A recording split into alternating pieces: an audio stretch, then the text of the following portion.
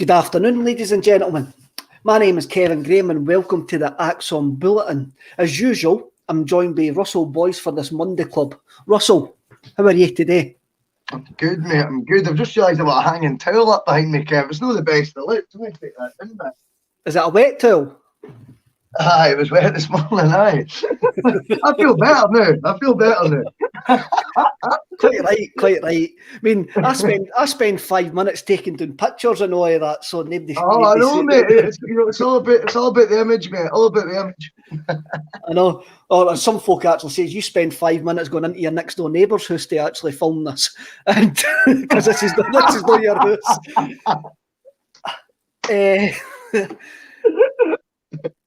Right, I mentioned last week that about Eddie Howe, and I says that I'd bet £2 that he wouldn't be the manager by the end of the week, and I've been proved right that he wasn't going to be the manager by the end of the week because I just think there's too many things outstanding. At this moment, as of this moment, as we went live on air, he's still not the Celtic manager or looks likely to be the Celtic manager because nothing's changed. We haven't heard nothing since we've been here 7 days ago. The Tuesday announcement, which we were speaking about last week as well, was basically to say that Dom Boy McKay will start his job next Monday. So he'll go next Monday, the 19th. So he'll go into the job next Monday and they'll get his handover for Peter Lawley. And you can what the handover will be. But at this point next Monday, Peter Law will be taking him round the office, like showing him the fire exits, showing him the toilets, where the hidden biscuit stash is, that we covered with a 5-way agreement in it, that Peter doesn't ken exists.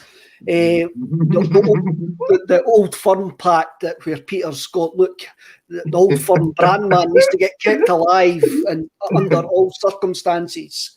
The scouting reports on Bio and Barkas, and they'll be in his wee locked drawer and that, Then he'll do what everybody gets on their first day at work. Peter will be gone round, introducing them to all the office staff and gone, good guy, no so good guy.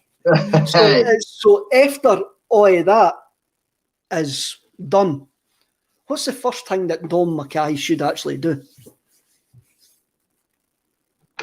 Apart from go and get a cup of tea and get into that biscuit stash. Aye, I think he's got to address this management issue and find out how far down the road we are with it, and if there is a hold up, what the hold up is.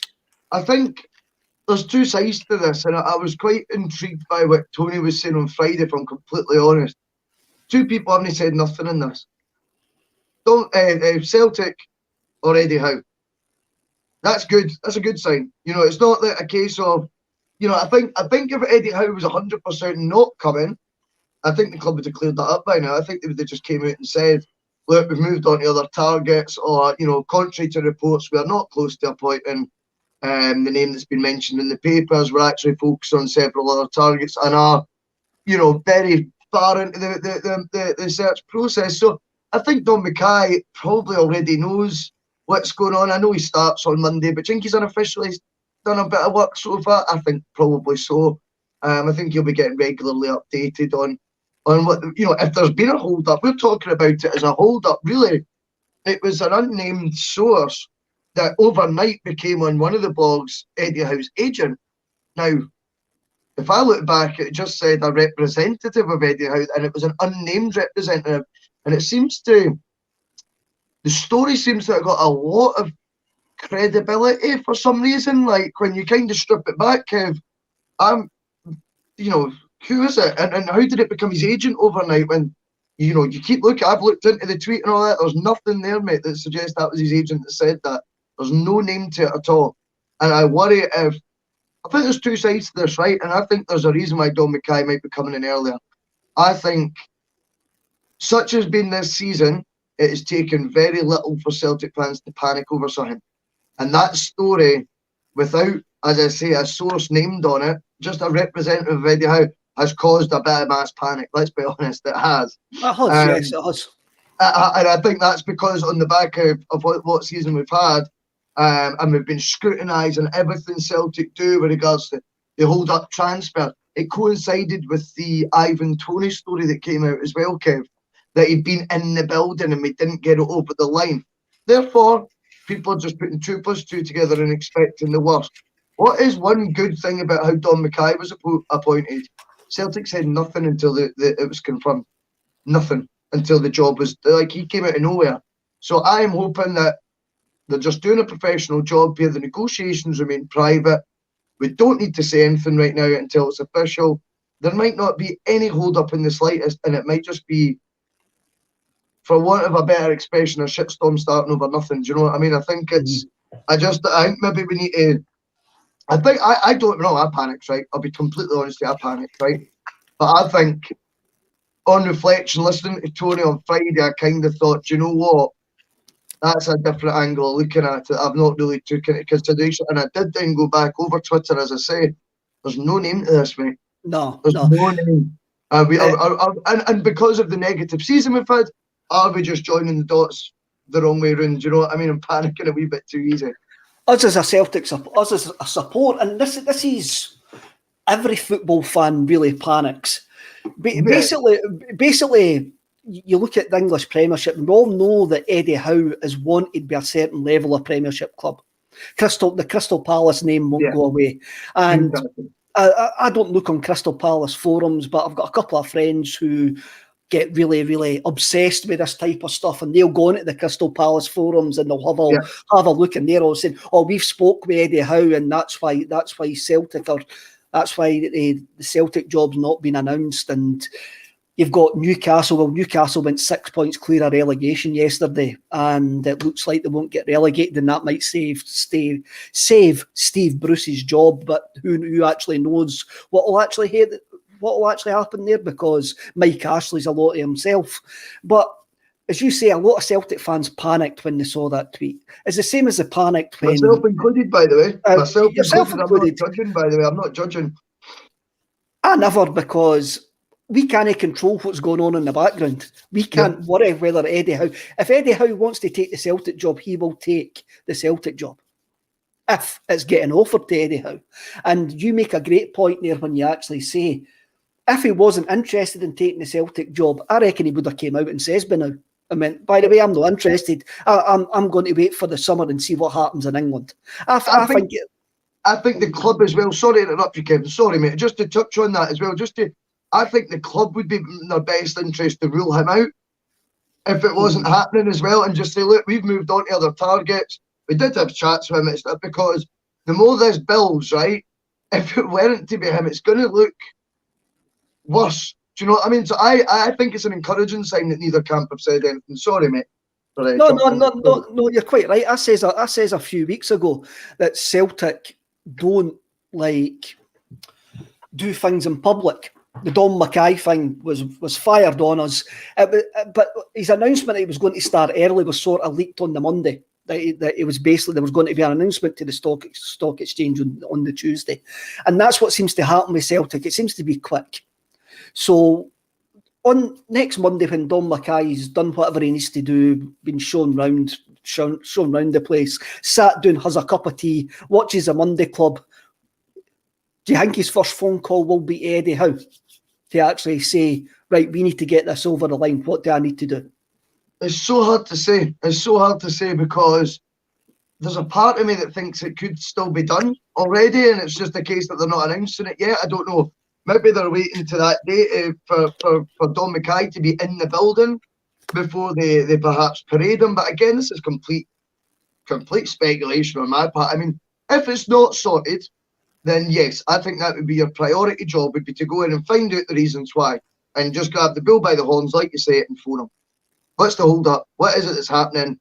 Is there anything I can do to get this over the line? Is it Richard Hughes? Is it you're not sure about coming to Scotland? Is it that you don't want to start this season, you want to start in the summer because you're enjoying your year out? What is the reasons, and can we work around them? I think it'd be a realistic thing to do. Although having said that, just to play complete devil's advocate, it might already be sorted. Who knows? Charles Sweeney comes in with a comment. I think if Howe wanted the job, he would have signed by now. Steve Clark or John Kennedy for me. Now, Kennedy has been impressive the way that he's dealt with the media.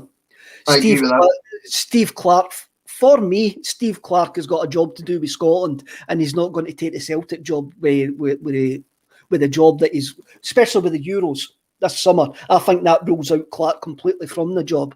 But what Charles Sweeney says there, what happens if it is a done deal? But Howe's going, we can't announce it just now because I've got a contractual obligation to Bournemouth that I can't take another job to, say, the start of June, end of May. I've got a... who knows, mate? Who knows? What happens if there is still... I'm going to play a wee bit of a devil here, right? What happens if he wants a job, but there's certain staff members being forced on him, and he doesn't want to, and that's what's holding it up. And he's going, I do not want that. I want to take my own man. And what happens if those staff members are being forced on him because the outgoing CEO has promised certain people within the organisation a job, and he's trying to push that over the line? Now, this is just my brain making noises here. I've got no inside information at all. So what happens if your outgoing CEO is trying to be Cilla Black again? Yeah. And Eddie Howe is going, no. Aye, I think at first, Kev, you've got to say this is something that has been widely reported as well at one point, that they wanted to keep Strachan and Kennedy. So, it's not a figment of your imagination you're coming out with here. This has been, apparently, Howe was willing to accept them at one point. And apparently one of the other stories we've read in the media is, and that's what we're here to do, we've got to comment on stuff that gets put in the media and that, So I think the Richard Hughes, Fergal Harkoman's very, very interesting, because I see both sides on this one a big time. Now, for me, it's how that one-off an opportunity to get that you just have to park it with the Harkin thing and go with what Eddie Howe wants and who he's going to work best with because he's that good. I think we're just a wee bit too quick to be worrying about what we do when Eddie Howe leaves. I said this last week, Eddie Howe's track record is actually he stays for the long haul. Brendan Rodgers was the polar opposite. He had spells for a year, 2 years, under a year at one club. Him leaving after 2.5, 3 years with us was no surprise. Okay, when you look back at his career trajectory and how it's actually panned out. Eddie Howe's shortest spell was Burnley, which we keep hearing was this tiny short spell. It was actually between 18 and 20 months. That is someone who was going through a lot of off-field stuff at that time that we don't know you could go into, but that gave it, still stuck it out, I would say. That's really 2 years. He still, he was there a long time. In spite of everything else that was going on. So if he's saying he wants his director of football, right? This is my man. This is who I work best with. Is he subliminally telling us, I'm here for 5, 6, 7 years? If so, we should be on that bus. That is what you want to hear. Whereas there seems to be a thought process that, what do we do if we hire Howe's man and the two of them leave in 2 years? Well, why we think again? This is Stepping Stone FC coming back, and we all keep thinking that when we get a name, they've got to want. They're looking. They've got one eye on the exit door right away. This is Celtic. This is a huge job. This is far bigger job than Bournemouth, and he stuck there for 7 years, knowing that the best thing he could do was the odd top half finish there. Still stuck it out 5 seasons in the Premier League. So I think it could be a positive sign that he wants his own man, because it means he's in it for the long haul. Flip it and go, is it really right that the manager's picking who really is going to be the guy overviewing how he does his job? Do you know what I mean? Is that got to be the guy who's overviewing the job that is in there first? And I get that train of thought, that school of thought. So that's where we're at right now. I think there's positives to both, there's negatives to both aspects. For me, I think he's the one that he's the appointment that unites the fans, and the club need more than ever to unite the fans. I would make an exception and just get Howe's man in, if that's what it was. He does unite the fans. You are right there. I mentioned my red lines last week, and and I still have got them. But as I've said, Howe is the best candidate in a very unimpressive field for me. or unimpressive field of candidates we can actually get. Yes. And we seem to be speaking to. Kevin Hamsey comes in with a comment here. I don't recall all these types of issues when Hodges arrived, though. I'm not confident on how to be honest. Well, just quickly though, we're going for Brendan Rodgers didn't have these issues because he was given the keys basically for the first season or two. You know, I mean, he wasn't working under the director of football until about 18 months in. Lowell stepped back up to that. I think he was given false promises probably that we'd have free reign the whole time. I think Celtic seems set on the director of football format, and therefore now it is about which one you know how wants. I think that is going to be the structure at the club. That would be my aim with that. I understand where Celtic are with this. They don't want to. They look at European clubs where where the director of football is probably more important than the manager. And if the coach leaves, moves on to bigger things, the structure and the director of football is there. The analytics side is there. The sports science side is there. Yep. And the manager doesn't take that with him. I understand the club's point on that. Completely. If that is a sticking point. Yes. But also understand where Howe's coming from, going, no, I want my own man. And I do get, so there is a case of, I don't know what happens in these high-powered meetings and negotiations. No, I've never been in them. I've usually just go for a job interview and get told you're working with that wappet. And that's what usually happens, eh? A bit like what happened here, mate. I didn't even go for an interview. You just turned up one Monday and got told to talk to you.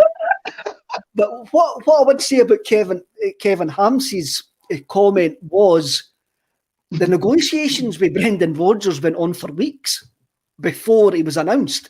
Even though the announcement was quick, the negotiations were going on for weeks beforehand. So Celtic seemed to do everything at a snail's pace. And Paul brought up the comment by, I can't remember who it was, who says if Law was still tinkering, he's going to cost 20,000 season tickets.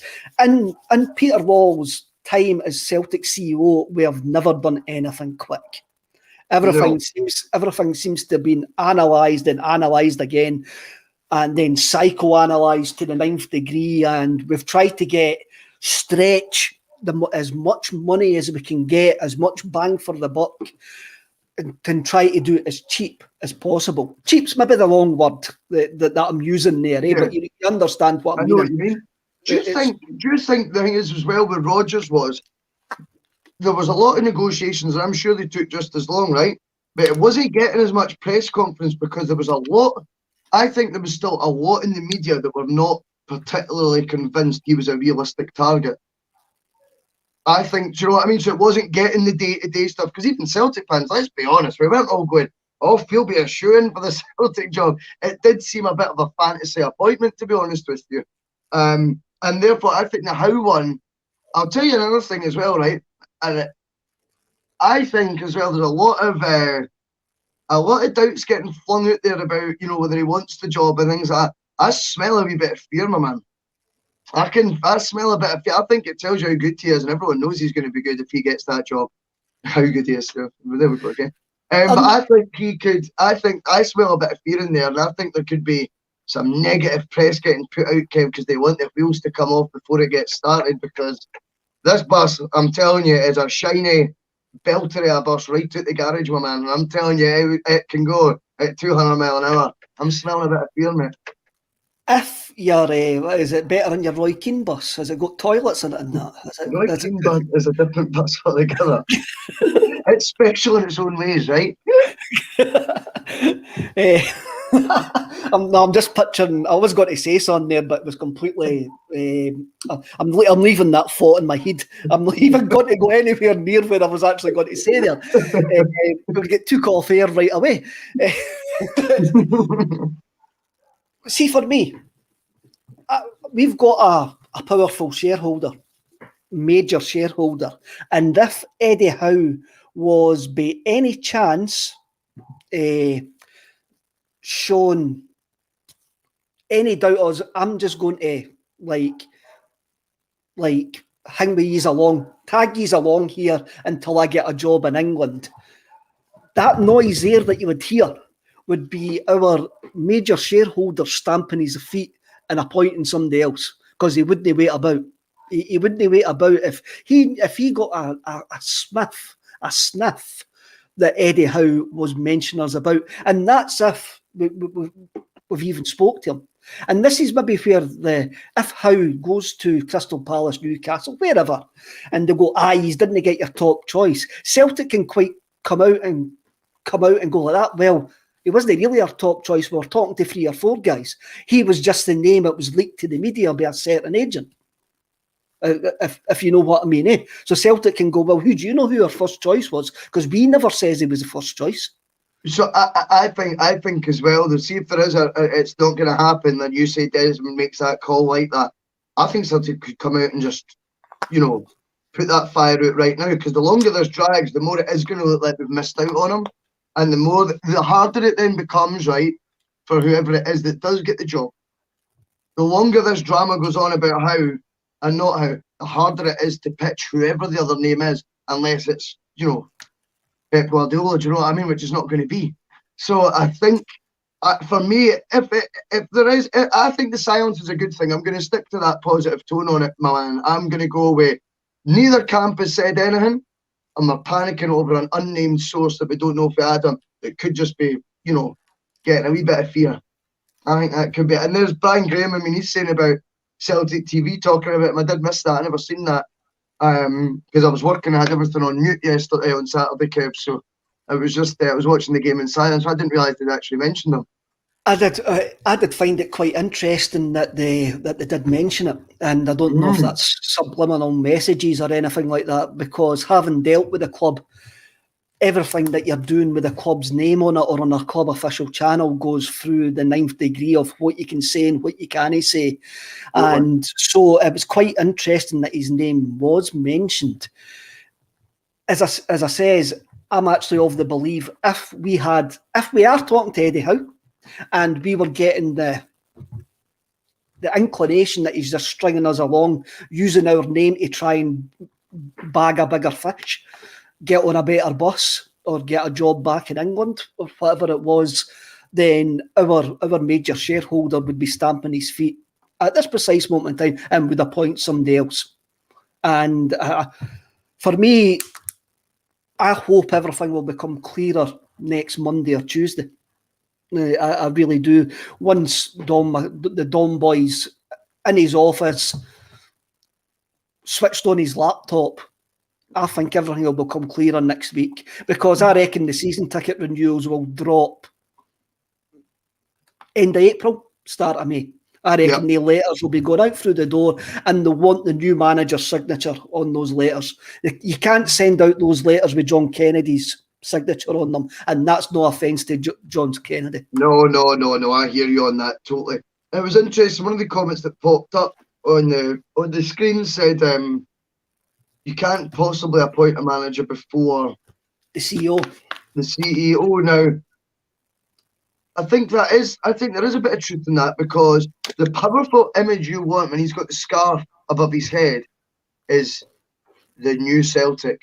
The new Celtic involves the director of football, whoever that is, on his left, and for me, you get the CEO on the right, because this is the new era that we're going into, and I can kind of understand that. Other option? Appoint him before the Old Firm, or the Glasgow Derby before everyone panics. Appoint him on Friday. I don't know. I don't look. It's clear. Momentum, big style. It's clear Kennedy's here at the end of the season. There's not going to be any change whatsoever before the end of the season. And I just mean the story, though. Let that be the story going into that game. Do you know what I mean? I think that would be. I think it'd be a shrewd move. Is it a good time to bury bad news? I mean, when we appointed Brendan Rodgers, the announcement was the day before Hibs and Rangers played in a cup final, and they announced it late at night. So, that's right. So the papers were absolutely full of it the following day. Similar?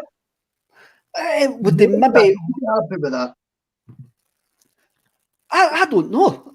I'm not really bothered anymore. I'm getting a bit sick of the speculation. I'm not worried about the speculation anymore, because what will be will be. Yeah, and what we can't control what's happening behind the closed doors. No. I mean, it would be great if it happens next Monday when we're on air and we can actually start talking about fact and no like Oh, I know. rumour and that, because we did get a bit of abuse last week for being basically negative showing, normals and basically showing based on rumour, but there's nothing else to actually base it on, eh? Well, I think when there's stories that you're reading online and in the paper, we're not physical papers, need to buy them anymore, but when you're reading like newspaper articles online and you're reading tweets and it's kind of how media works. So we've got to go with those stories and discuss them. I know. As you like to do, you like to go into the parallel universe of the what ifs, the hows, and how will this work and how would that work and what if we then add that in detail to it. To me, that makes good view, and I don't really see it. We weren't at any point acting. I would much rather do that and go down avenues of potential pros and cons than claiming we were in the know and claiming that we knew this, we know that, we know this. I mean, that's not the way to do it. So no, I mean, right now, as you say, the speculation has went on for a long, long time. It is getting a bit tiresome. I agree with that. As I say, the good thing, the positive vibe for me is if it wasn't going to be Howe, the club could make that abundantly clear and say we've moved on to other targets, and it stops this train or this bus from crashing more spectacularly than what it would. The longer it goes on, and if there is a seed of doubt that we don't get him, I think the harder firstly for the next manager, because he's anyone but not Eddie Howe, and I think the come down for the fans would be they'd feel like they had egg on their face, and it would affect season tickets. I think there's no two ways. The comment before the Barca boys ones come up, would Celtic fans accept John Kennedy if he gets a good result at the weekend? I don't think we would, and that's again we need a clean break, and do I feel sorry for Kennedy? It's football. I think he understands the way football works. It needs a clean break, and even if he gets a good result on Saturday and we move on, even if he wins, there's two good sides. On you go, Russell. Two good sides to this, Kev. Two good sides to this, my man. Right? Kennedy is given 5-6 years of a coaching team that has been extremely successful, right? And he could be saying one bad season when it was clearly, it wasn't. When I've been working with better managers or whatever, he could have a good point there. But right now, Celtic is still on the back of a disaster of a season. Giving him 10 games, I think it could be, or whatever, in charge of a huge football club. That on his CV is only going to enhance his career options. I don't particularly feel sorry for him in that sense. I think you're right. I think he's came over first and foremost really, really well. I think he is growing all the time in the job. I don't think he's the name that gets the season tickets sold, and I don't think that would be why. I think that, maybe it is just bad timing. But for John Kennedy, I think this is now the start of his managerial career. And I think I understand the comment about if we get a positive result against Rangers, would you then be warming to him? I don't think we would, but I tell you what, I think another SPFL side might.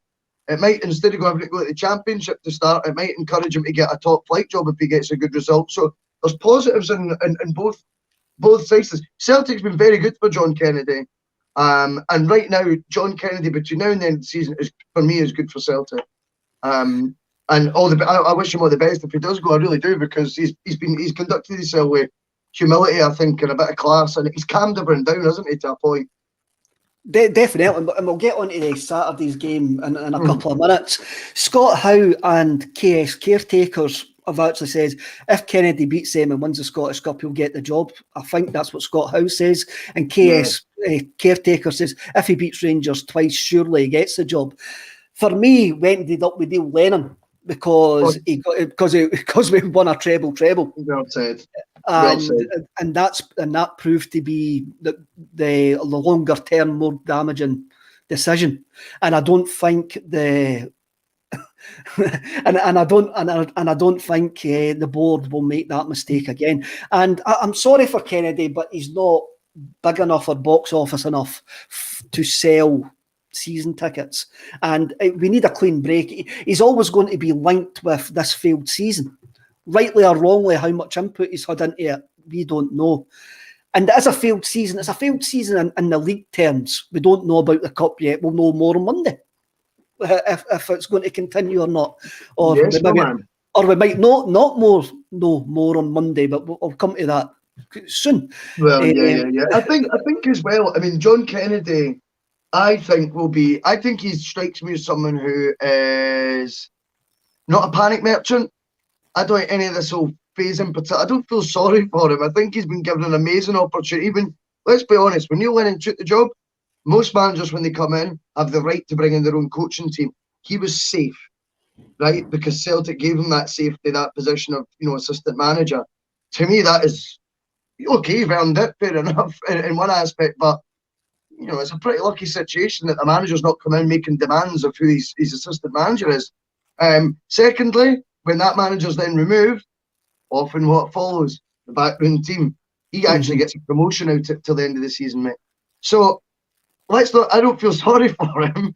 As I say, I've got plenty of praise for him, by the way, because I think the rip-roaring free scoring was out on Saturday finally, and these shots were getting, actually turned into goals. But fair play to him, he's conducting himself well. But I also think he'll be very grateful for being given the gig till the end of the season, as it is going to benefit his job opportunities tenfold.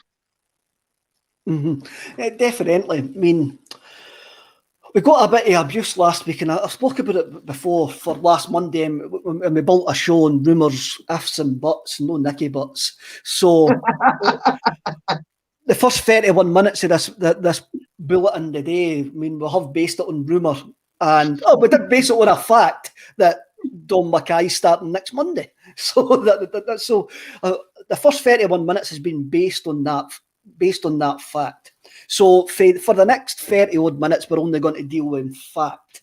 So that fact is, at the weekend with Skelp Livingston, and the game, if we've got a game this Saturday, well, at the moment it's still Saturday, until the out-of-date institution, which is the SFA, decides that they need to bow. Which one?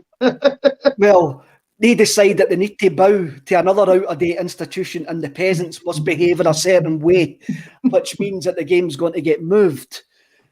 If the game does get moved, I'm going to understand it, as this country seems to need these out-of-date institutions to get a sense of worth in this wilder world.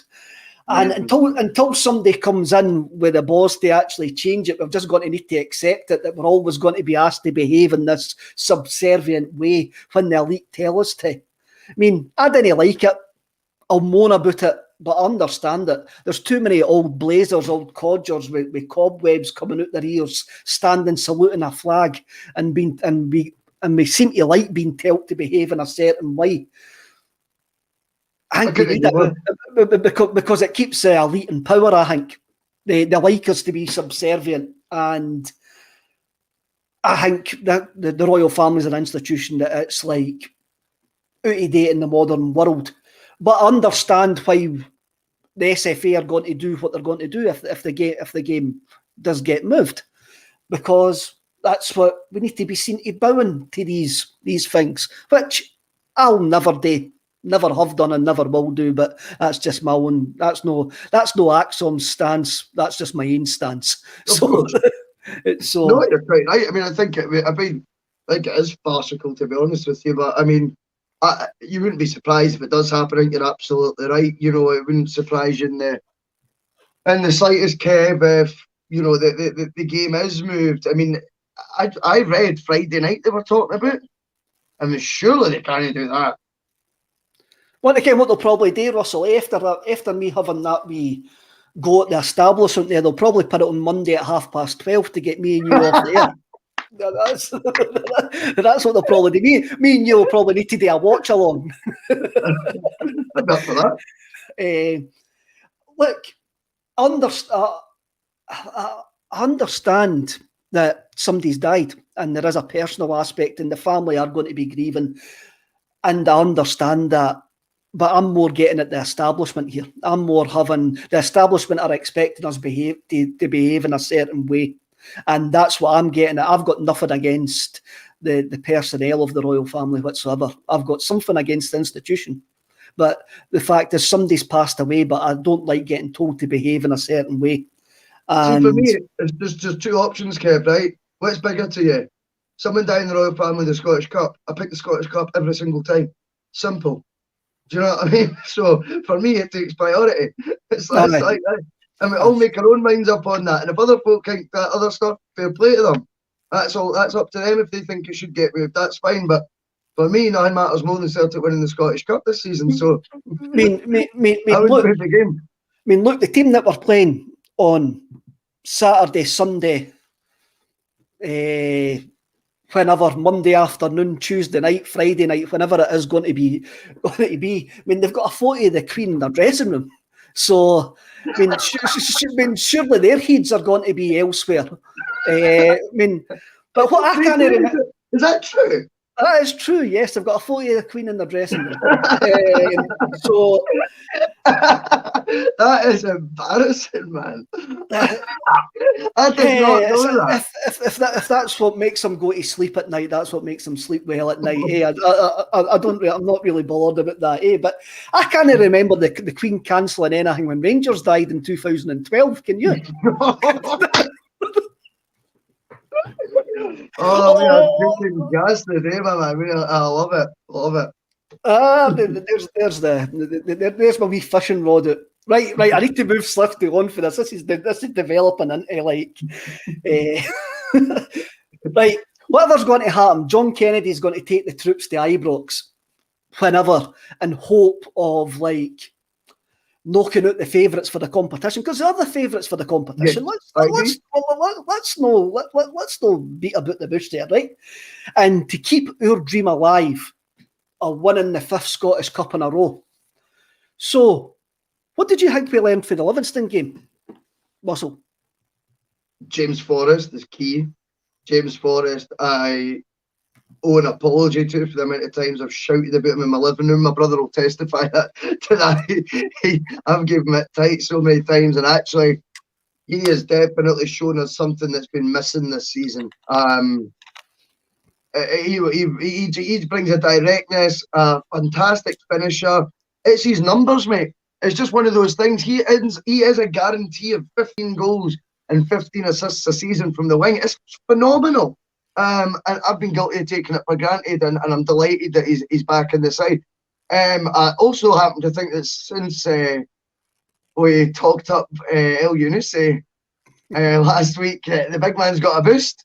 So he's obviously another Monday Club fan, as I see in the comment there. Nice one, my man. El Younousi looks like he's playing for his future a wee bit. That's kind of what I took for it. I thought, this looks like the big man. He's you know, they say they're playing in the shop window. I think he's playing in the Celtic shop window, mate. I think he's making a real effort to try and get to become a permanent fixture. And I've heard the arguments for it, and I have kind of swayed more to that side now, in fairness to what originally was. And goals always help. And his curler into the left hand side of the keeper's net was absolutely outstanding. I loved that. We're not going to get carried away, and I'm not going to be negative about a 6-0 win. I thought it was wonderful. I would say that I did feel once it got after 2-0, there was a bit of pre-season friendliness about the tempo a wee bit from Livingston. I didn't think they played like themselves. Brilliant watching Martindale at the side, hating life. Loved it. Absolutely loved that aspect. Right, I'm going to need to pull you up about that. I noticed you had a bit of beef with Martindale on Twitter. So what's the beef? He came over. We've done an interview on State of Mind. Done an interview with him, and he came across very well. I think it's a true proper story, man. Don't like him, man. Why? Don't like him. I just think everyone's got a story, mate, and his is just glorified for nonsense. I mean, I think it all coincided, that silly 10-game unbeaten run at Livy, but he's not for me. But nothing personal, man. I don't really know him. Do you know what I mean? Maybe I'd meet him, we'd get on fine. But in the meantime, I enjoyed watching him getting humped 6-0, and man's changing my mind on that. No. Look, we didn't scalp Livingston that low. No. Like, they're both good. Aye, it seems to be. I think they maybe like back pocketed them a couple of times under Martin O'Neill and all of that when they were up the first time. But I can't really remember us having such a comfortable afternoon as we did against Livingston. There was a comment there by Rids, R-I-D-Z, when I was talking about the establishment there, and he mentioned the Vatican. No, he just automatically thought, because I was talking a Celtic podcast that I'm a Catholic. Maybe that just shows you didn't follow the stereotype, mate. Yeah, totally, mate. Totally. Can what I mean, So I thought it was a decent performance, and it was quite noticeable for me after the game when John Kennedy says what we've been working on for 4 weeks came to fruition today. Getting the ball in behind, getting the ball wide, using the fullbacks, and I thought that was interesting for him to actually say that. I did think it was interesting to actually say that. Against Falkirk in the couple of games before, I think we had something like 162 shots at goal and never scored. I think you're absolutely right. You're absolutely right. I think Kennedy's very much, going to be looking at the analytics of it all and going, if you actually break it down, we're doing everything that you're supposed to do in football games, apart from the most important thing in putting the ball in the back of the net. Mm-hmm. Someone's for it soon. As by putting it as it came to fruition, definitely. On the flip side, right, I want you to know your thoughts on Ayeti. He's struggling, eh? Again, what I'm going to say about any of the subs that came on was, as you mentioned, it went to pre-season pace. Livingston had changed like the 5 outfield players by that point. They were just trying to give boys their legs. Celtic were trying to bring guys on. The pace of the game utterly drops. And I do find it's very difficult to judge players coming on to get games like that. But look, you're 5-0 up at that point. He's maybe coming on going, I'm going to get a goal here. I'm going to try him, but he didn't really do nothing. But I'm going to give him a wee bit of a benefit of the doubt here. I also saw a lot of the comments in the post-match game as well, with folk actually saying, it's only Livingston. You bet them 6-0. It's a bit late in that. I bloody enjoyed it. I bloody enjoyed living in that moment. Going, this is I'm enjoying watching Celtic for this. Yeah, for this game. I'm not worried about what's going to happen in the future. Now we're scoring goals. Eddie Ambrose is playing great balls to Ryan Christie for us to actually score. It was like the good old days. And I'm going. I was having a look at things and I'm going, I think sometimes some Celtic fans didn't like getting good things. They just can't live in that moment. And it could be a football fan thing, actually. We just didn't live in that moment. We're always looking for a caveat. We're always looking for our opinion to be right. And that's quite hard for us to say when we sit and blather rubbish on a Monday and a Tuesday. That I didn't want my opinion to be right. My opinion's just an opinion. But I think there's loads of guys out there who will say stuff so they can come back a later day and go, I tell you that was going to be right. I tell you that was right. And they just didn't want to live in the moment. Yeah, no, I agree with you. I think when you look at it, you've got to look at everything in isolation as well. And you look first at the result against, like I say, a bogey team. There's no two ways Livingston have been a problem for Celtic in recent years, even under Brendan Rodgers. Mm-hmm. I then think you've got to look at it and going 6-0. Clean sheet, could have been 10. Definitely. How many clean sheets is that under Kennedy now? 4 out of 6? 5 out of 6? Mm-hmm. Something like that. Anyway, I always get these things slightly wrong, but I'm close. Scott Bain's looking more and more confident. Actually, I thought he looked more assured as well with the work he did have to do, because he was still called into action on a couple of occasions. I'm going to talk about Scott Bain. I like the fact that he made saves. Not the fact that we gave up the save. No, the fact that we gave up the chances. The fact that he actually saved them. He was there and done the job that you want your goalkeeper to do. 100% agreed. Because, like I said about Barkas, I said the thing is, when you're a keeper at Celtic or Rangers, I appreciate he could look through all the games he's played and has every right to go, but really should have saved that. Really should have saved that. The fact is, to be a Celtic goalkeeper, I'm not saying anyone in particular you should have saved, but the ratio is you do pull out that worldly save. That's the thing. You need to do that at least a couple of times. If you were to go through Foster's saves last season, right, How many of them should he have saved? Neil Lennon there. How many should he have saved? Others you could argue that he shouldn't have saved. That's the difference, and that's why over the road, across the city, they've got a guy who's about to win Player of the Year, and it's not going to be one of our keepers. But I couldn't agree more. It was refreshing to see him making saves. I actually said that about 4 weeks ago. Scott being pulled off a couple of saves. I thought that's the first time I've seen that this year. Like actually seeing saves. So I'm fully on board with that one, big man. Fully on board. I agree with that. And Bain's going to be the goalkeeper at the end of the season. I don't think Barkas is going to get another look in this season. No. Scott Bain's been competent, and that's all I want. What we've done this season, that's all I wanted from my goalkeeper. He stood up on Saturday and he made a couple of saves. Paul Cleland comes into the comments, and this is aimed at me, and I'm going to go back to the team. Take it you're one of those people who thought Celtic shouldn't have had anything to do with the Commonwealth Games. What I've said, and I've said this on this podcast numerous times, what Celtic PLC actually see as Celtic, I know they'll never agree with what my vision of Celtic is. So that was a PLC decision. Did I agree with it? No. But the PLC took that decision. Aye, the PLC took that decision. The PLC are going to do a lot of stuff that I didn't agree with. But they've got the reasons for doing it, and fair enough as well. Do you know what I mean? It's one of the things. I didn't see the PLC as a club. I see me, Russell, the fans, my supporters club, and all of that as a club. The PLC is somebody I have a transaction with, and they've got their own needs, and they've got their own needs to shareholders and stuff like that. It looks like the 2 blokes on the balcony in the Muppet Show. Excellent entertainment. Well, what were they 2 boys' names? Waldorf and Statler, was it? Waldorf and Statler, eh? Right, we'll move on. I've actually prepared, Russell. I've actually got the team up in front of me.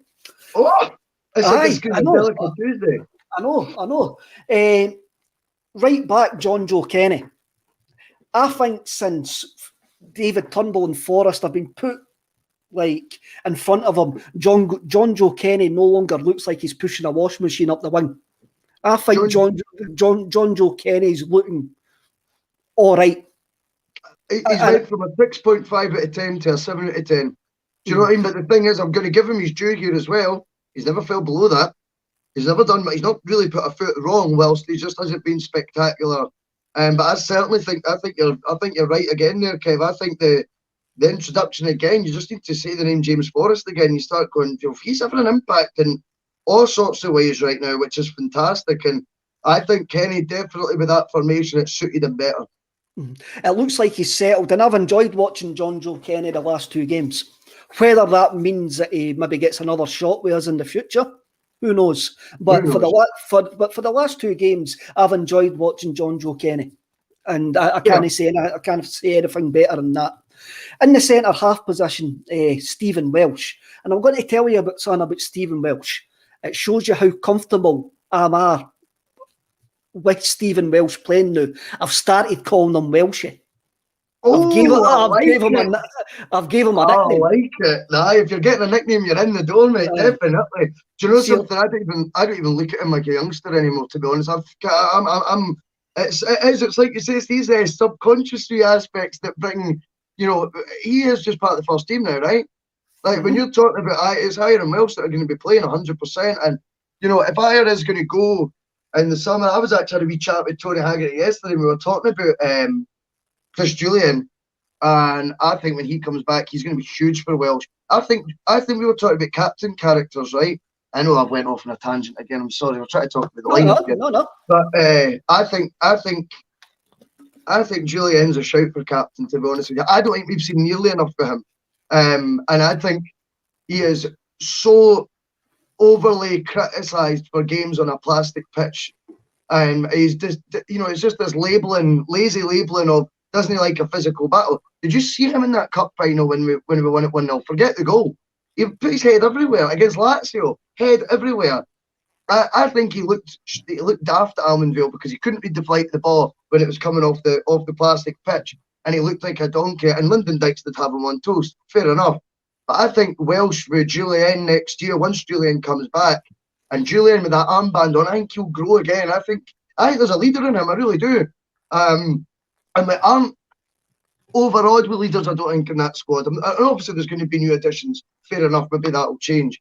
But I like the idea of Julian and Welsh next year, if Ayer is determined to go, which we seem to think might be the case.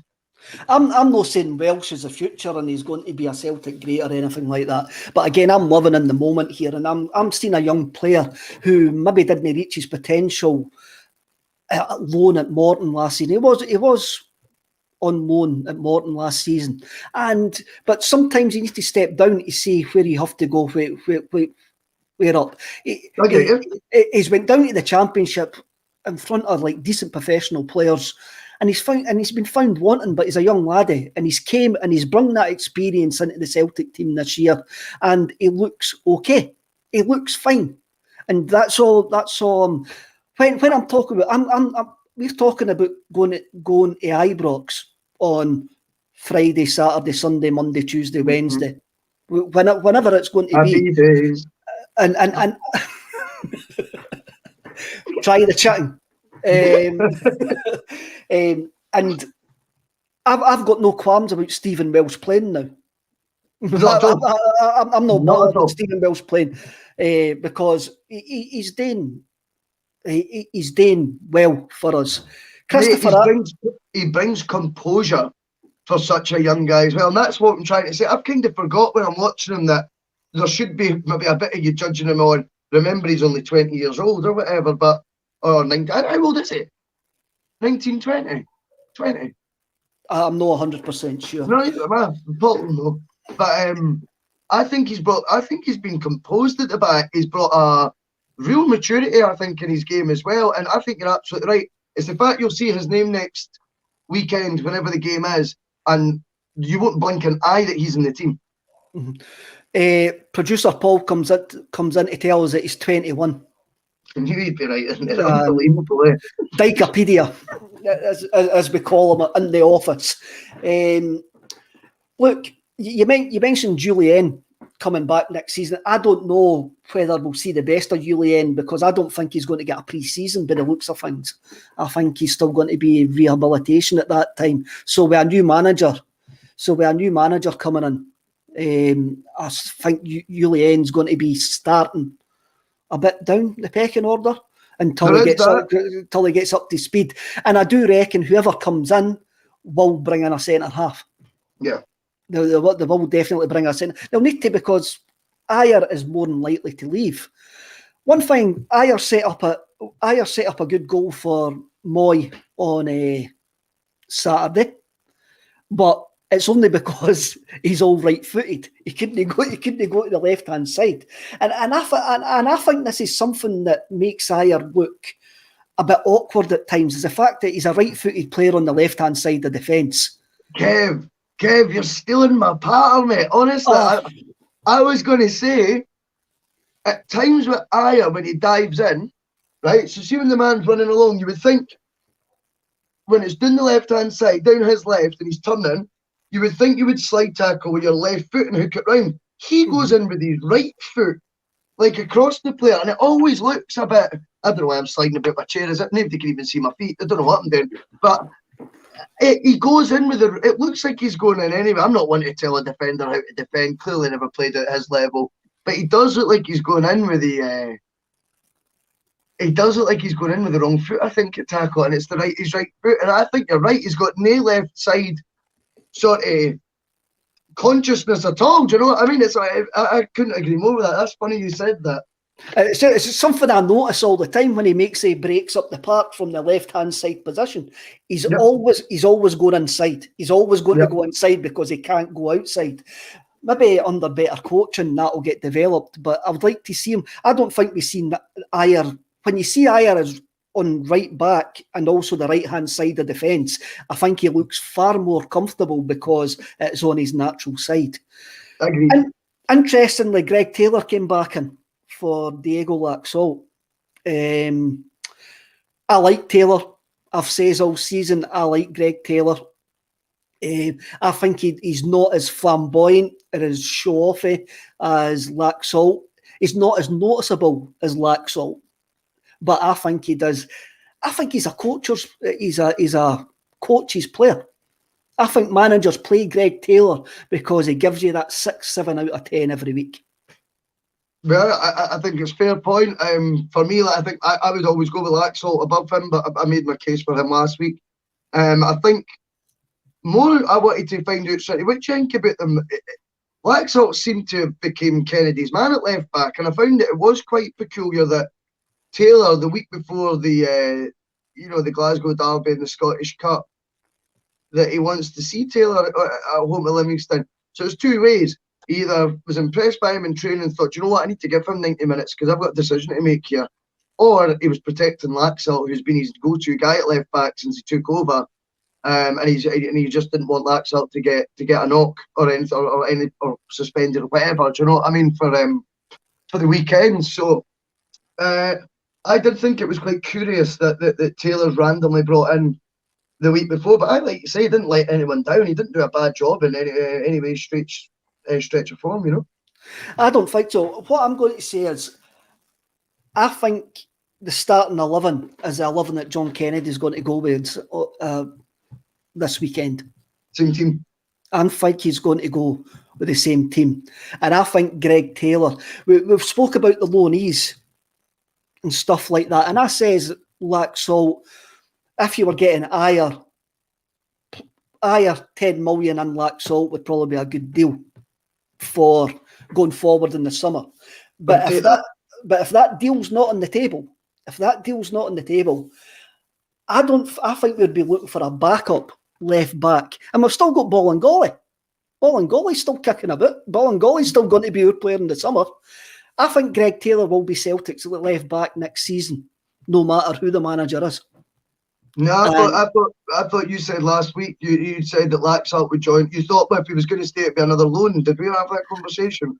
That was last week. That was last week, man. But I subscribed to the point. No, I thought I could see that happening. On loan for another season potentially, or as a make-weight in an higher deal. But again, these are ifs, buts, and maybes. I'm not convinced Greg Taylor is doing enough to be week in, week out Celtic's left back yet. I'm not. Maybe I'm wrong. I don't know, but I would be a bit underwhelmed if you're saying he would be the number one choice left back. I like him in the squad, and I think you're right. I think he maybe is a coach's sort of dream, if you like, in the sense that he's a proper pro, and he'll learn, and his game will develop, and he will always give you that 6 out of 10 or 6.5 out of 10. He'll not let you down, but could we go for a bit more than that? I think we can. The thing about Laxalt, we're just like thinking that Ayer's going to go to AC Milan or Eddie's going to go to AC Milan and he's going to be involved in part of the deal. As at this point, next season, there's two left backs at the club. True. Taylor and Bolingoli. And for me, personal opinion, when a new manager comes in, or the new manager's assessing this season, he will go, I do not need a left back because Greg Taylor's decent. That's just my No, I like that. And if that's the case, then happy days, because whoever the new manager is going to be, we've got to trust their judgment on these things. And if they think that, brilliant. But you ain't going to be the same team, the same 11. I think it'll be the same 11. I think when you look at, if you move into the midfield, Callum McGregor, Scott Brown and David Turnbull, since Scott Brown has signed for Aberdeen, it looks like there's been a weight taken off his shoulders, and it looks like he's going to enjoy his football he's looked like he's enjoyed his football the last 2 games, and it looks like he's going to enjoy his football from now to the end of the season. See his goal. Did you think Ayer had tapped it in? See, for the angle it was, because he's dived in with his head, he was kind of in front, and Ayer actually, I'm doing that with my feet again, mate, I don't know what's wrong with me, but he says, Ayer actually does like a ghost volley, and I thought it was Ayer who'd put it home, and I went, oh, look at that, and that header, see, to me, that just epitomises him.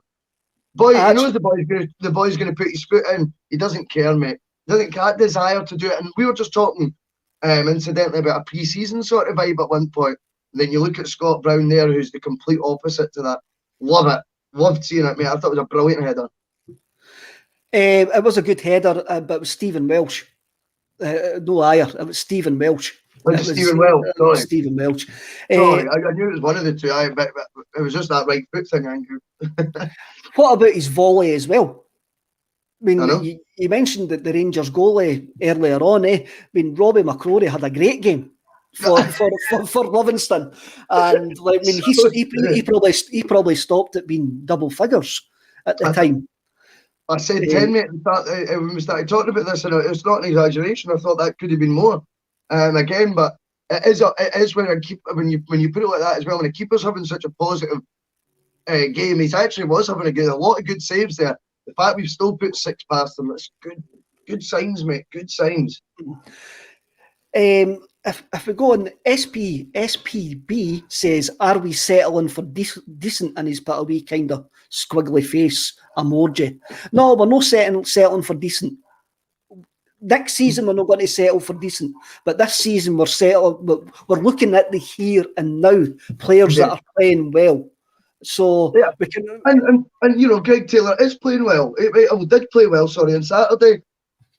And we're only basically giving him a compliment. So, you know, that's what we're trying to do. I mean, we're trying to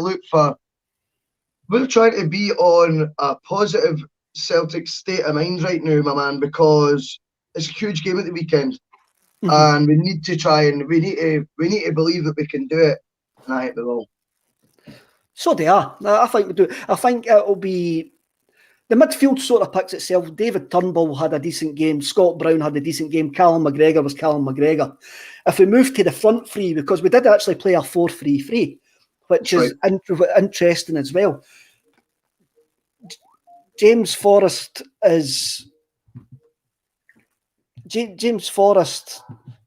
Sorry, somebody's actually phoning me on Microsoft Teams. I could hear you. Aye.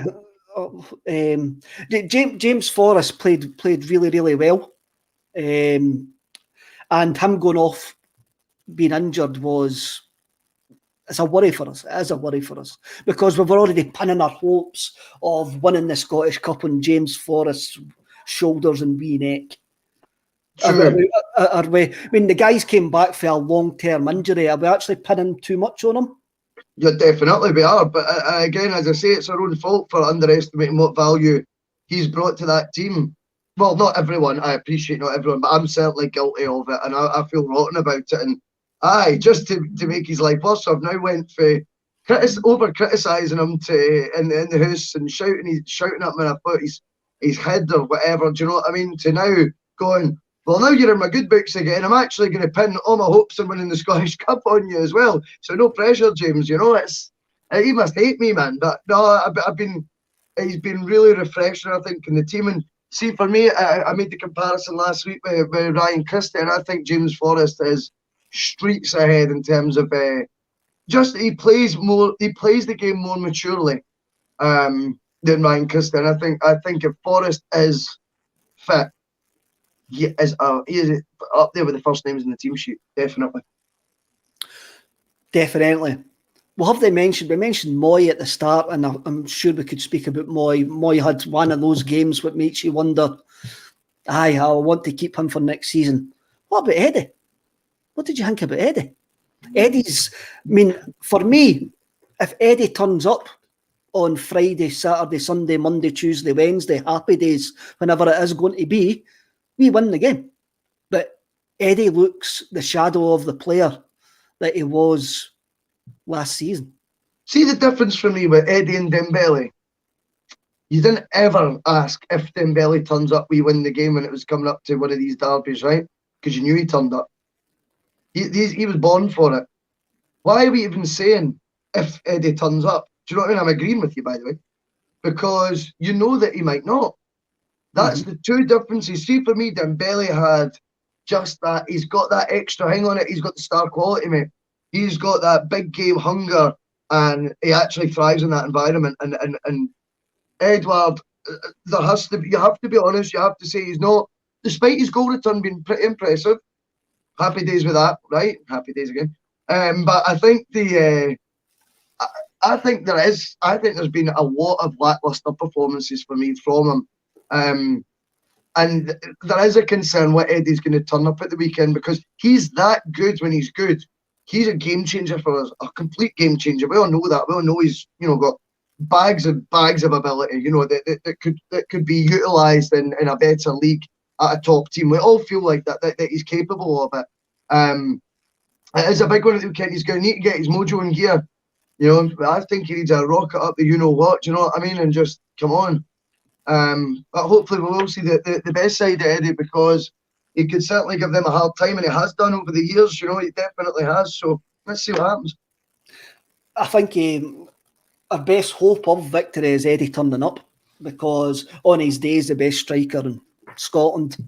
That day has been few and far between this season. He had a couple of chances at the weekend. There was a good save by McCrory as well. But he just seems to be, his head just seems to be elsewhere. But he's one of those players that you can't play. You can't drop him because you can't not play. You've got to actually play him. I liked what he says about Dembele. Dembele was like Slash for Guns N' Roses when he's going for a solo. This is my moment. I'm turning up to 11 and I'm getting this Laldy. This is my moment. Axel, get away. You're just a fud. Axel, move. This is my moment. And I don't. Eddie had that last season, but he doesn't seem to have it this season. And I'm not worried about him. He is one of the first names on the team sheet. And I do reckon that John Kennedy won't change his starting 11.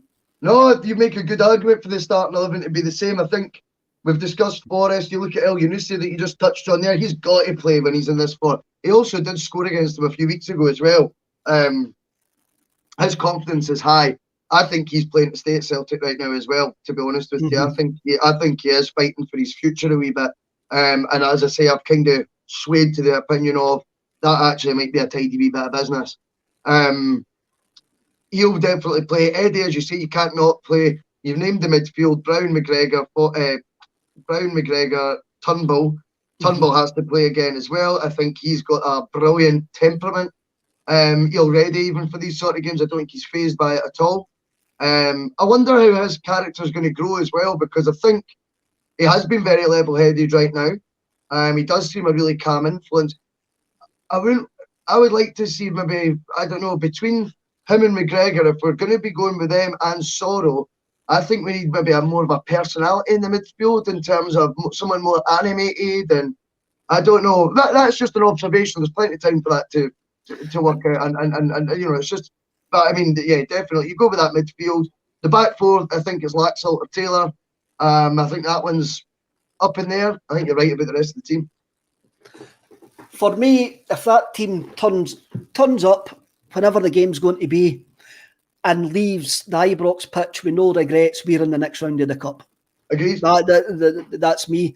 That's me looking through green tinted specs, and I didn't really care because I'm always going to look through it with green tinted specs.